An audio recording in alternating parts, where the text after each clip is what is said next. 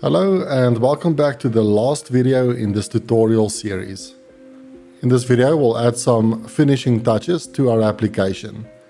One thing I want to add is whenever we perform any action on the application, we get this little pop-up. This pop-up is also used to show any error messages that we might be getting back as well. So let's work on adding this to our application. If you have the dev server running, you can just go ahead and stop it. And then we need to install a package called React Toastify. We then need to set up Toastify in our application. So in order to do this, we need to go to App and open up the layout file. Then at the top of the layout file, we need to import a few things from the Toastify package. So from React Toastify, we need to import Toastify container as well as Toast.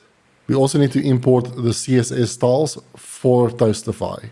We then need to wrap the content of our application with this Toastify container. So I'll just copy Toastify container and I'll then wrap nav and children with the Toastify container. We should now be able to use Toastify in the application. Okay, now that we've got Toastify set up in the project, we can go ahead and add it to the application. So one place where we can add it is when creating an expense, and specifically when we create a new expense item, we would want to show that pop-up if this category was created successfully or an error message if there were any failures. So let's work on that. So to make this change, let's go to Components, Add Modals, and let's open up the Add Expenses modal file. We can then scroll down to this function module where we add the category. Then we can add a new line just below this state change. Actually, before we do this, let's just import Toast in this file. So at the top of our file, we can now import Toast from React Toastify. So now we can call toast.success. And now we can pass in any text that we want. Something like category created. So after saving this, let's start up the dev server again. After refreshing the app, I don't see any of the content. And that is because we've got a small issue in the layout file. So back in the layout file, this Toast container component should actually be self-closing. So I'll just remove this closing tag over here and then hit save. We can now see the app pulling through. So let's try to create that category again. I'll click on new category. Let's just call this groceries. We can select the color and click on create. After clicking create, we can see our pop-up message showing up. Let's go back to the add expenses modal file. And what we'll do is whenever we have a catch block that at the moment just console logs the messages, we'll also add a toast message, but this time of type error. And what we'll show is the error.message. So this is the error message that we're getting back from this error object. And we'll just repeat this pattern throughout the application. So what we also want to do is after we've selected the category and we add the expense item, we want to show the Toastify message as well. So for this, we can go to the add expense item handler function and we can add a toast message just below the onClose function call. This will be a success message and I'll add some text like expense item added. For the catch block, I'll just copy this message. I'll paste it here. So let's add our expense and we can see the message showing up. Let's do the same thing for the income.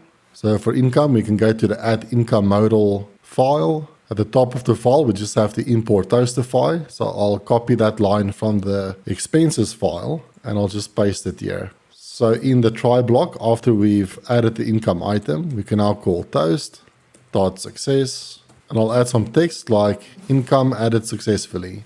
And in the catch block, we'll write, so in the catch block, we'll also call toast.error and we'll pass in the error.message. While we're here, let's do the same thing for the delete income entry handler. So if we receive any errors, we'll write a toast message. If this was successful, we'll call toast.success. And here we can add a message like toast.success, income deleted successfully. We can try that out. So let's delete this income entry and we can see the message popping up. And let's try to add a new one. Let's click on add entry. And after adding the entry, we can see that message popping up.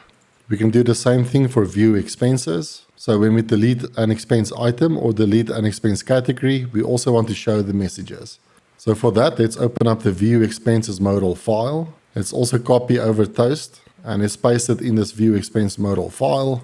So after deleting the expense, we can write a toast message. So toast.success and we'll show a message like expense category deleted successfully. So if we get an error, we'll write out toast.error, and for this, we'll just pass in the error.message. We can copy this as well and add it to the catch block for the delete expense item. If an expense item was removed successfully, we want to write a message to Toast. This is a success message, and we'll give it some text like expense item removed successfully. After saving this, we can try it out. I'll try to delete this expense item, and this gives us that message. And let's try to delete this category. After clicking delete, we can see our message popping up. So now, using Toastify, we are showing the user proper messages whenever they perform any action. Another thing that I would like to fix is the heading or the title of the page. At the moment, it's just showing Create Next App. To change the title, we can go to the app directory, then we can open up the head file, and this is where we can change the title of the app. So I'll change it from Create Next App to Finance Tracker. After saving this, the title of the page will be updated. Okay, another change that we need to make is on the navigation. So on the nav, we've got this little icon for stats, and it's doing nothing at the moment. So if we look at the final application, the purpose of this button is to scroll the user down to the stats bar if the page is too long. So let's add that logic to our application. So for this, let's go to the component folder, and then let's open up the navigation file. In the navigation file, I'm just going to make this a bit bigger. In the navigation file, let's scroll down to this icon, and let's wrap this icon with an A tag, like so. For the A tag, we want to specify the ID of the div that the page should scroll to. For now, we'll just call it stats. And then we need to add the stats div to the application, which will sit around the stats section here. So let's go to our main page. Let's scroll down to the stats section. And then within this stats section, I'll just add an A tag. This can actually be anything. This can be a div or whatever you like. I'll just use an A tag for now.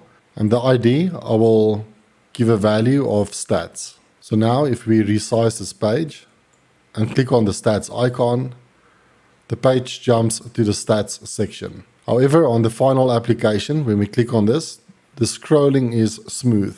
So let's implement the smooth scrolling on our application as well. We can do this by going to our globals.css file. So in the base layer, we'll add HTML. So within HTML, we'll set the scroll behavior as smooth. Let's save this, and let's try this out. So now when we click on this button, it smooth scrolls to the stats section. So I think this concludes our application. The next thing you would want to do is to move this application to production. I am going to create a separate video to show you how to deploy Next.js applications to production. But in a nutshell, what you need to do is the following. Right, so in order to deploy your application to production, you first need to install Git. So you can install Git by going to this website and then downloading it for your operating system and then installing the file. After installing Git, you need to head over to github.com and create your account there.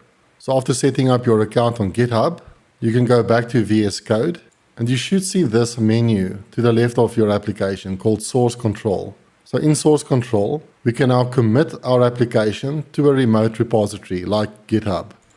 So what you need to do here is enter some description. This can be anything that you want. Something like initial commit is a common convention for the first push to GitHub.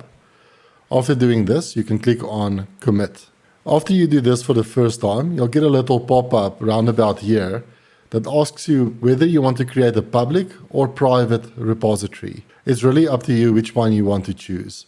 After committing to the repository, you'll get a little pop-up showing or confirming that the application was committed to GitHub.